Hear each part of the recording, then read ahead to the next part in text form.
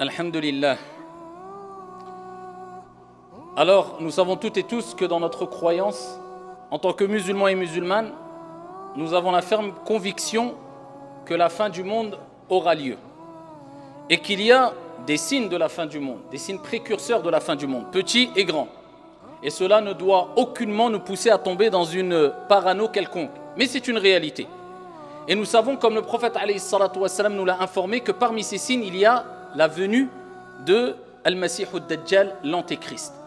Et les questions que les gens se posent souvent, c'est: existe-t-il? Est-il présent aujourd'hui? Et si oui, où est-il? Comment est-il? Et qu'est-ce que vraiment cette épreuve qui est l'épreuve, la tentation de Al-Masih ad-Dajjal, le faux Messie ou l'Antéchrist? C'est ce qu'on va voir rapidement, Inch'Allah. Wa billahi tawfiq. Allahu Rabbuna huwal ilahu lahu minal asma'i mastafahu al-wahidul hayyu kadhal maliku wal malikul maliku la shariku. Ayyuhal musalloun, avant de parler de Al-Masih ad-Dajjal, et je tiens à vous rappeler que dans un texte, le prophète alayhi salatu wassalam a rappelé que un des signes de la venue de Al-Masih ad-Dajjal parmi les nombreux signes précurseurs, c'est que les orateurs, les prédicateurs, les imams, les savants parleront de moins en moins de lui. Donc ici nous profitons de cette occasion de ce vendredi pour parler de Al-Masih ad-Dajjal et rappeler aux croyants et aux croyantes certains points essentiels afin de ne pas, comme j'ai dit précédemment, tomber dans une quelconque parano. Alors la première des choses à savoir, c'est que, comme j'ai dit précédemment, la fin du monde est une réalité. Et nous devons avoir une ferme conviction concernant cette réalité. La fin du monde aura lieu d'après notre croyance.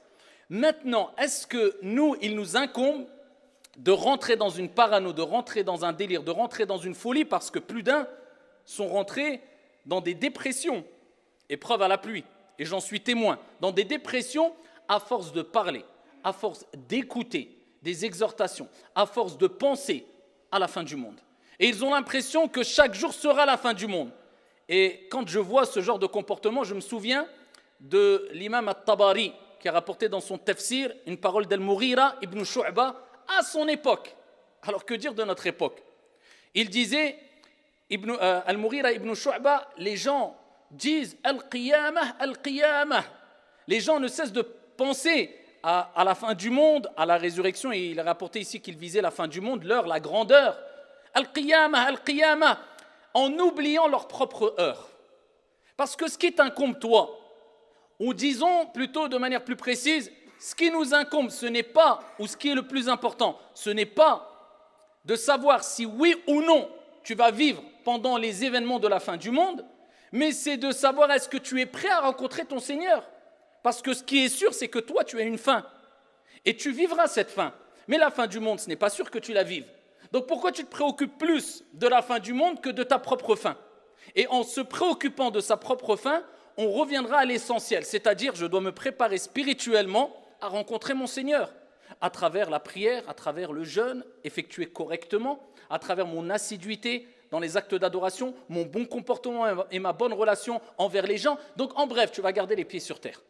Contrairement à celui qui ne parle que de la fin du monde, c'est les gens qui n'arrivent pas à garder les pieds sur terre. Ils aiment tout ce qui est extravagant, surnaturel, les histoires qui font voyager. Mais quand on leur parle de choses concrètes, la prière, tu as les capacités de la faire. Fais ta prière. Tu veux faire beaucoup de bien, tu peux faire Qiyamul Layl, fais-le. Donc quand c'est des choses concrètes, quelquefois ils s'éloignent de ces actes concrets. Mais quand c'est pour parler ou imaginer ou supposer ou faire des déductions sur des choses qui sont, on ne sait même pas si on va les vivre, alors là, ils aiment passer des heures et des heures en délaissant ce qui est le plus important. Donc, la fin du monde aura lieu, mais attention de tomber dans une psychose quelconque. Jusqu'à ce qu'il y ait des gens qui viennent nous dire, alors en parlant des signes de la fin du monde, alors ce n'est pas seulement ça la cause, il y a d'autres causes. C'est pour ça que je dis souvent, wallahi, beaucoup de gens dans la communauté, malheureusement, je parle de gens qui sont atteints quelquefois de maladies psychologiques, etc., ont besoin plus de psychologues et de psychiatres que de raqi. Il y a des gens qui viennent te voir et qui te disent « Je suis le Mahdi ». Combien j'en ai vu moi? Je suis le Mahdi. C'est moi qu'on attendait. Jusqu'à ce que plusieurs personnes sont venues jusqu'à la mosquée en nous disant ça. J'en ai rencontré plein. Je suis le Masih ad-Dajjal. Bien sûr qu'ils sont pris de folie, mais pourquoi ils ont été à jusque dire ces paroles-là? C'est des croyants, des musulmans, hein. Même s'ils sont pris de folie, pourquoi ils s'accrochent à ces convictions-là? Parce qu'on leur a tellement parlé de ça, et ils se sont tellement accrochés à ces récits-là en délaissant ce qu'il y a de plus important, sachant que tout est important en islam, que maintenant ils vivent qu'avec ça. Ils ne parlent que de Al-Masih ad-Dajjal et Al-Mahdi. Donc méfiez-vous, sachez que ça fait partie des sciences qu'on doit acquérir, des connaissances qu'on doit acquérir. Cela doit nous pousser à une préparation aussi, comme on va le voir bi'idhnillah azza wa jal, mais à ne pas rentrer dans des délires quelconques. La fin du monde aura lieu, Allahu a'lam si tu ici vas vivre ces derniers instants. En tout cas, ce qui est sûr, c'est qu'à l'époque du prophète, il y a déjà 14 siècles ou plus de 14 siècles, le prophète rappelait aussi que la fin des temps était proche. Et il donnait des comparaisons et des images en disant qu'ici, il n'y a pas un espace plus grand entre aujourd'hui et la fin du monde que l'espace qu'il y a entre ces deux doigts, etc. Donc, il montrait que c'était très proche. Mais avec ça, combien d'années sont passées? 14 siècles. Alors, des gens qui se disent aujourd'hui, le prophète a dit c'est proche, c'est peut-être demain ou après-demain. Ah, c'est vendredi, regarde, il y a des nuages gris, j'ai entendu du tonnerre, subhanallah, on est vendredi, akhi. Il y a eu qu'est-ce que ça veut dire? Il y a des petits signes et il y a des grands signes. Et quand les grands signes vont venir, on n'a pas encore vécu de grands signes, quand les grands signes vont venir, soit c'est une réalité, l'un va s'enchaîner avec l'autre. Quand on rentre dans les grands signes, on n'est pas dans les grands signes. Et pour l'instant, occupe-toi de ton heure à toi. Peut-être tu vas mourir dans 10 minutes et peut-être la fin du monde aura lieu dans 50 milliards d'années. C'est possible, Allahu a'lam. Donc reste ici, garde les pieds sur terre et reste avec nous. Par contre, parler de Al-Masih ad-Dajjal, c'est important et c'est une réalité. Alors certains rentrent dans un autre excès en disant Al-Masih ad-Dajjal, non, c'est des textes qui sont la plupart faux. Dans une grande partie des sujets en religion, on va trouver des textes qui sont faibles et d'autres textes dans le même sujet qui sont bons. Est-ce que ça fait qu'on rejette le sujet? Non. Et est-ce que si un texte est daïf, ça fait qu'on ne peut pas travailler avec des règles bien sûr? Non. Est-ce que ça fait qu'on doit le rejeter? Non. Est-ce que ça fait que c'est un hadith mensonger s'il est faible? Ça dépend du degré de faiblesse. Non. Et de plus, concernant le Masih ad-Dajjal, l'antéchrist, le faux messie, ça regorge de hadiths authentiques, même s'il y a des hadiths faibles. Il y a plein de hadiths authentiques. Si nous restons juste dans As-Sahihayn, on trouve plein de hadiths. Et particulièrement dans Sahih Muslim, dans l'authentique de l'imam Muslim. Alors parmi les hadiths rapportés par l'imam Muslim, le prophète sallallahu alayhi wa sallam, il dit: il n'y a pas eu une plus grande tentation, une plus grande épreuve depuis la création de Adam jusqu'à la fin du monde que la venue de qui? Al-Masih ad-Dajjal, le faux messie, l'antéchrist. Il n'y a pas. Donc là, on comprend qu'on parle d'une épreuve, d'une tentation, pas des moindres. Le prophète, il dit, c'est la plus grande des épreuves. La plus grande des tentations, eh bien, c'est quand Al-Masih ad-Dajjal va venir et va éprouver les gens. C'est la plus grande des épreuves. C'est le prophète alayhi salatu wa sallam qui l'a dit dans Sahih Muslim. Le prophète sallallahu alayhi wa sallam, il nous a rappelé aussi comment était le Masih ad-Dajjal et quels étaient les critères distinctifs pour reconnaître al-Masih ad-Dajjal. Rapporté par l'imam Muslim, le prophète sallallahu alayhi wa sallam, il va jusqu'à nous le décrire. Il va jusqu'à nous le décrire. Et cette description, eh bien, va nous rappeler que le Masih ad-Dajjal, c'est pas comme certains pensent, parce que certains ils sont tellement dans un délire et ils sont tombés dans le monde des Illuminati, surtout avec Internet aujourd'hui. Hadith wa la haraj. Il y a des gens, Msakin, ils pensent que le Masih ad-Dajjal, c'est la banque qu'il a dans sa rue, la rue du coin, c'est la banque. L'autre, il croit que c'est le paquet de gâteaux chez lui parce qu'il y a un œil. Masih ad-Dajjal, il est venu, il va montrer, il intervient, il apparaît à travers ce paquet parce que l'autre, il va dire non, le Masih ad-Dajjal, t'as pas vu là-bas? Regarde la forme dans le vêtement, c'est comme un œil. Comme l'œil de le Masih ad-Dajjal, il n'y a pas les deux yeux parce qu'il est borgne. Donc regarde, il est partout, il nous encercle. Wallah, qu'il y a des gens qui sont devenus fous. Plus que cela, il y a même des prédicateurs religieux qui quelquefois rentrent dans ce délire-là complet. Alors permettez-moi d'être un peu littéraliste ici. Parce que quelquefois, il faut être littéraliste. Là, dans des sujets qui concernent le ghaib, l'invisible, les choses qui nous dépassent, ni moi, ni vous, même pas le prophète avait le droit de s'exprimer sans qu'il y ait pour le prophète et les prophètes une révélation divine ou pour nous une preuve concrète qui nous montre que c'est une information provenant de Dieu. Donc pourquoi moi je vais aller au-delà des informations qui m'ont été apportées? Je vais inventer un paradis, je vais inventer un enfer, je vais inventer des délices du paradis, je vais inventer des délices de l'enfer qui n'ont pas été rapportés. Et bien de même, pourquoi moi je vais interpréter une chose concernant le Masih ad-Dajjal qui n'a pas été expliquée explicitement par le prophète alayhi salatu wassalam? Dites-moi. Le prophète alayhi salatu wassalam, toujours dans les hadiths authentiques rapportés par l'imam Muslim, il dit, Al-Masih ad-Dajjal, l'antéchrist, le faux messie, est borgne, a'war, et Allah n'est pas borgne. Al-Kamal lillah, la perfection appartient à Dieu. Donc le prophète alayhi salatu wassalam dit que le Masih ad-Dajjal est borgne. Et il dit entre ses deux yeux. C'est-à-dire que quand on dit il est borgne, il a un œil effacé. D'accord? Quand on parle de Mamsouh, ça renvoie vers le terme Al-Masih aussi. Certains savants ont donné plusieurs définitions différentes. Parmi les définitions du terme Al-Masih ou Dajjal, c'est Al-Masih, celui qui a quelque chose d'effacé, c'est-à-dire un œil effacé. Ad-Dajjal renvoie aussi vers un terme arabe qui désigne le mensonge, c'est-à-dire c'est celui qui est borgne et qui est menteur. Et on le traduit par l'antéchrist pour le désigner, ou bien le faux messie. C'est un homme qui va venir et qui va prétendre être un dieu ou un prophète et être la vérité pour les gens. Et il va tromper les gens. Et il va égarer les gens. Et il va venir avec des signes exceptionnels que Dieu va lui permettre d'avoir. Dieu va lui permettre de faire. Mais tout cela par la permission divine. Mais c'est quelqu'un qui est égaré et qui égarera les gens. Ça sera son but. Le prophète, il dit entre ses deux yeux, il y a 3 lettres, Kaf, Fa, Ra. Tout le monde pourra les lire, celui qui sait lire ou pas, parmi les croyants. Et cela désignera soit kafir ou bien kafara, qui montrera sa dénégation. Le fait qu'il n'est pas croyant, qu'il s'est opposé à la croyance pure et saine. Et le prophète, alayhi salatu wassalam, il dit, tous les prophètes, dans le même hadith rapporté par Muslim toujours, ici il dit, il n'y a pas un prophète qui a été envoyé sans qu'il ne mette en garde sa communauté contre la venue de Al-Masih ad-Dajjal, l'antéchrist. Tous les prophètes, Allah les a envoyés, ils ont mis en garde leur peuple en leur disant, méfiez-vous, préparez-vous. Voilà comment il faut réagir si vous êtes présent quand Al-Masih ad-Dajjal, l'antéchrist, sera là. Parce qu'on a dit précédemment, le prophète a dit qu'il n'y a pas plus grande fitna, plus grande épreuve que la venue de Al-Masih ad-Dajjal. Rapporté par l'imam Abu Daoud, Bisanadin Hassan, le prophète sallallahu alayhi wa sallam, lorsqu'il parle de Al-Masih ad-Dajjal, il donne sa description. Il dit il est plutôt petit de taille et il est borgne, bien sûr, comme on l'a vu, et il a les cheveux crépus et frisés. Dans d'autres descriptions, il est rapporté qu'il a le front large et les épaules larges. Et il y a plusieurs autres descriptions concernant le Masih ad-Dajjal qui rappellent que, comme on dit un grand groupe de savants, que ce n'est pas un diable, mais c'est un être humain qui fait partie des enfants d'Adam. C'est une espèce, une créature qui fait partie des êtres humains.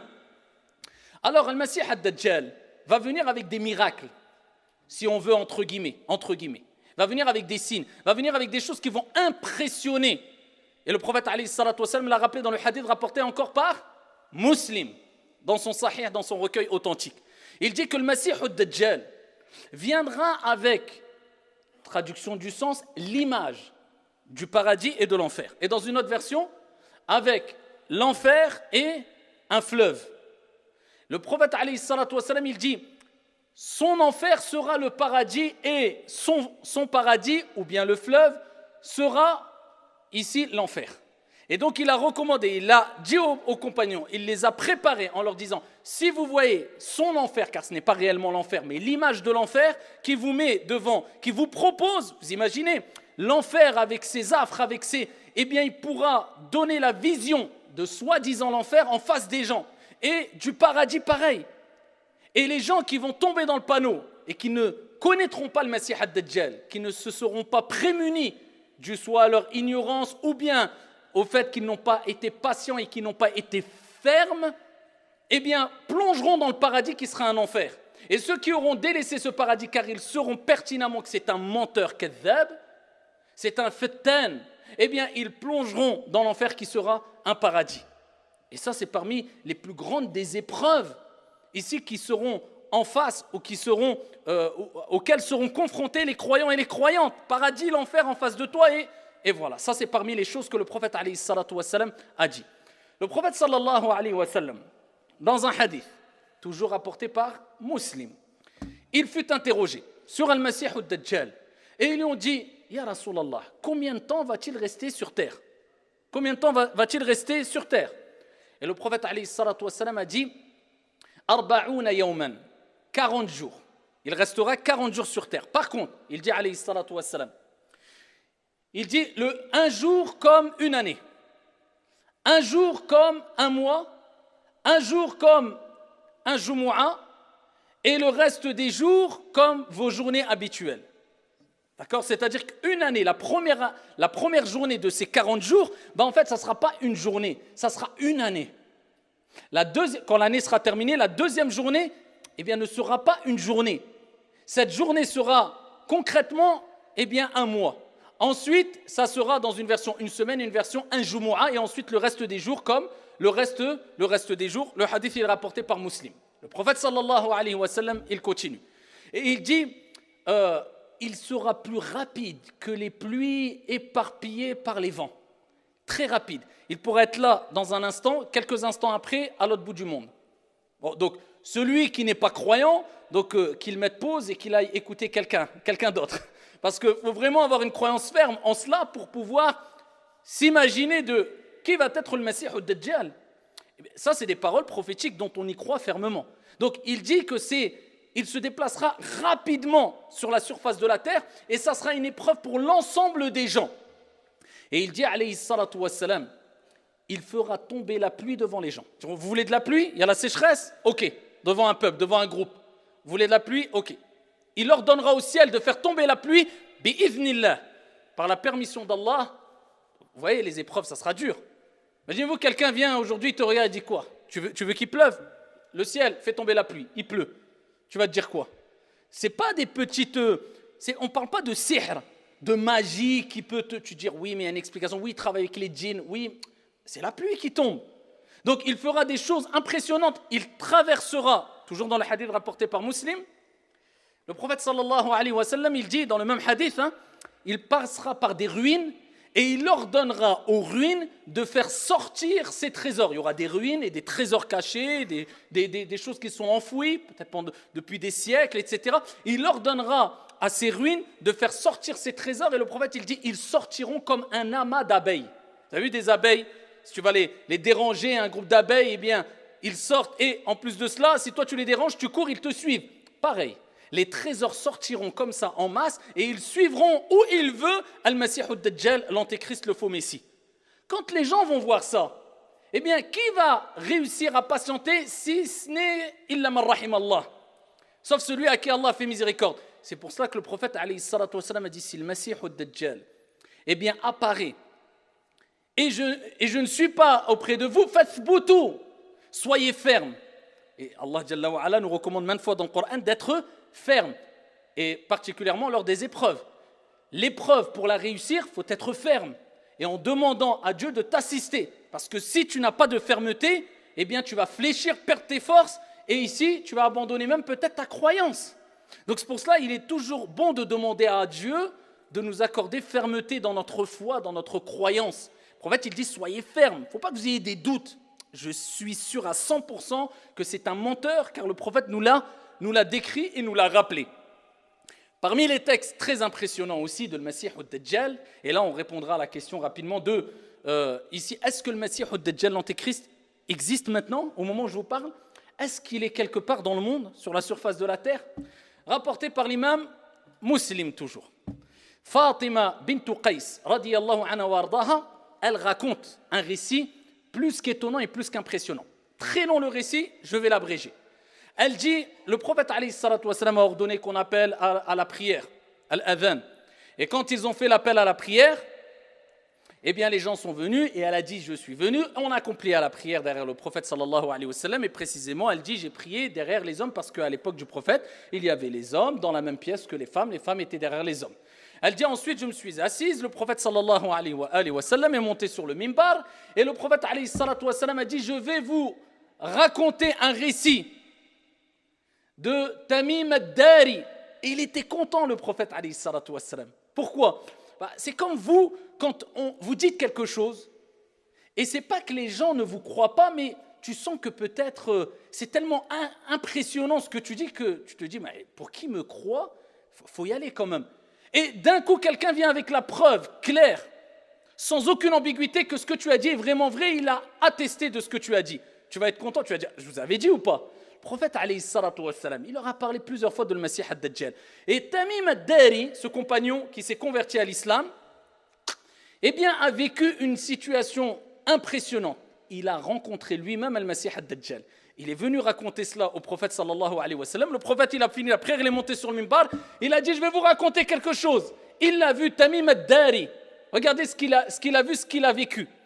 Et le récit nous rappelle que Tamim ad-Dari était dans une barque avec des gens autour de lui. Et il s'était échoué, après qu'il y ait eu une tempête, il s'est échoué sur une île. Et le prophète, à la fin du texte, il nous rappelle que l'endroit précis, c'est vers l'Orient, c'est vers l'Orient, c'est vers l'Orient.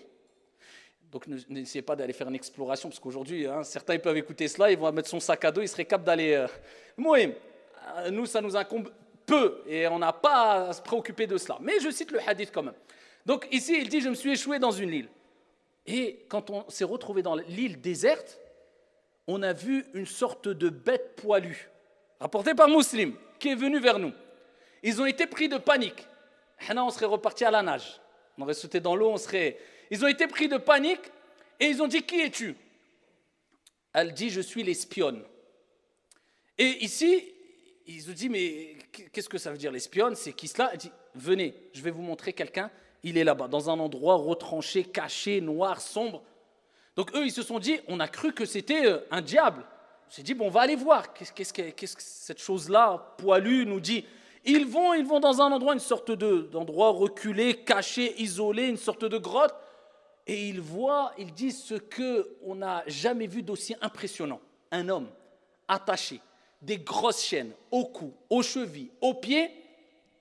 Et ici, ils ont commencé à parler avec cet homme-là.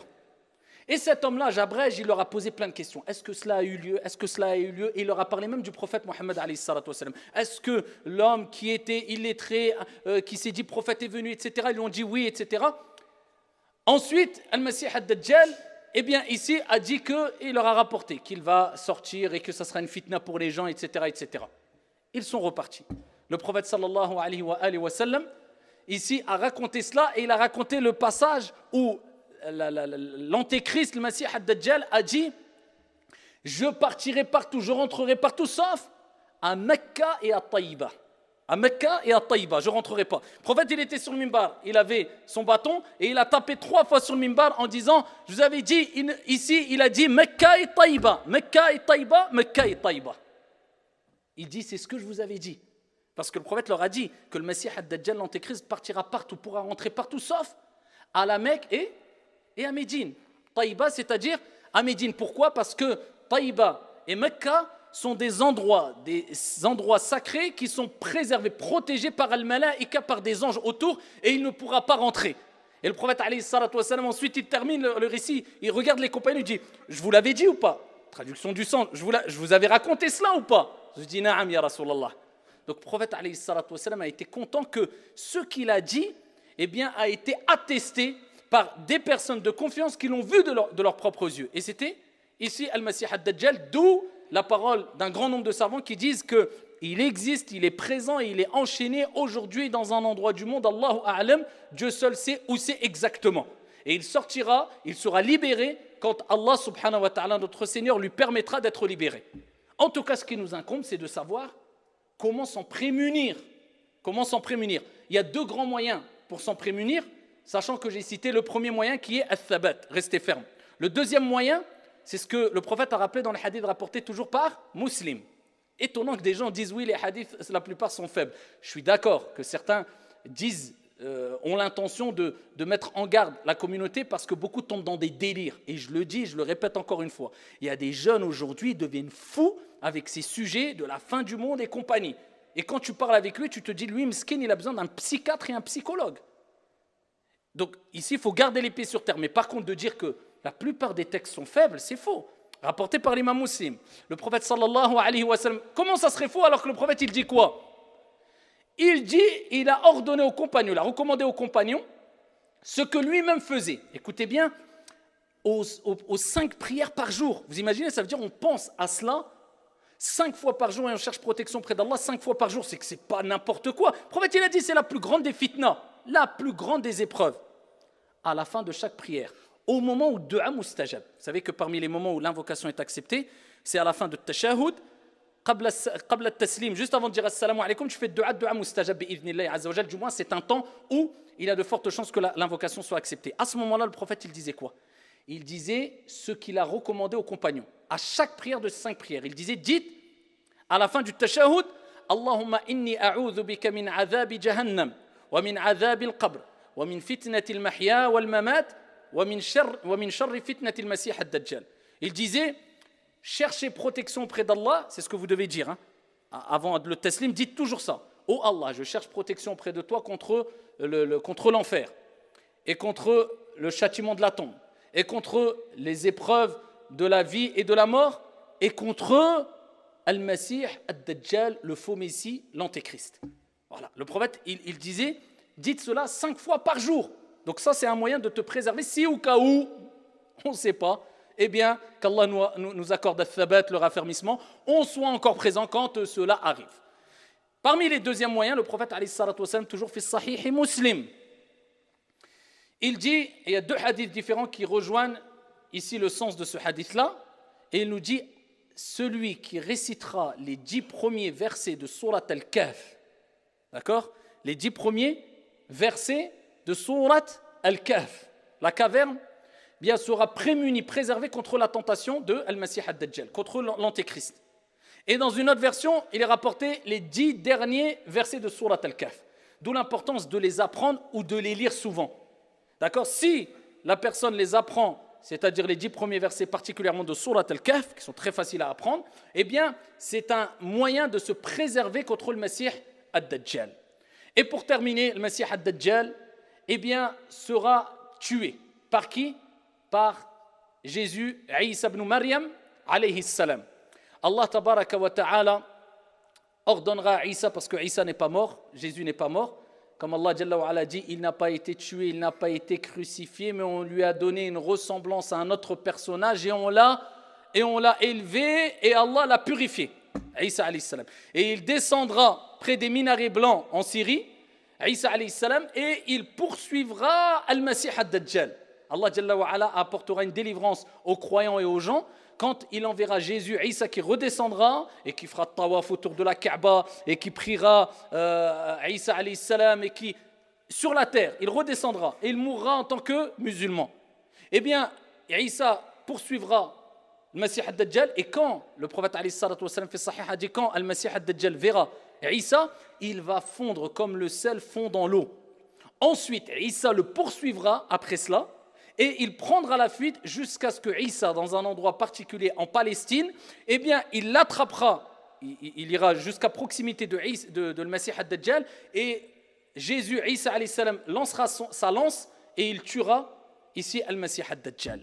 Et voilà les informations, en gros, ici, de manière résumée, qu'on a sur Ad-Dajjal. Donc Ad-Dajjal, eh bien, on a donné sa description, on répète, ce n'est pas une société, ce n'est pas une vidéo, ce n'est pas une banque, ce n'est pas un groupe de personnes. On a donné les descriptions. Khalas, intaha al-kalam wa qudiya al-amr. C'est le prophète alayhi salatu wassalam qui l'a dit. Maintenant, concentre-toi dans ce qui est clair sans aucune ambiguïté. Je dois prier, je dois jeûner, je dois me préparer pour le delà, je dois faire du bien parce que même celui qui a fait énormément de bien regrettera dans sa mort qui est très proche, dans notre mort qui est très proche, de ne pas en avoir fait assez, sans rentrer dans une exagération quelconque, en restant dans le juste milieu, regrettera de ne pas avoir eu un bon comportement envers les gens, afin que les gens témoignent de son bon comportement, et que ça soit un argument pour lui au jour de la résurrection. Donc, gardons les pieds sur terre, prenons ces informations qui nous permettent d'augmenter notre connaissance religieuse. Hada wallahu ta'ala a'la wa a'lam wa ahkam. Sallu wa sallimu rahimakumullah.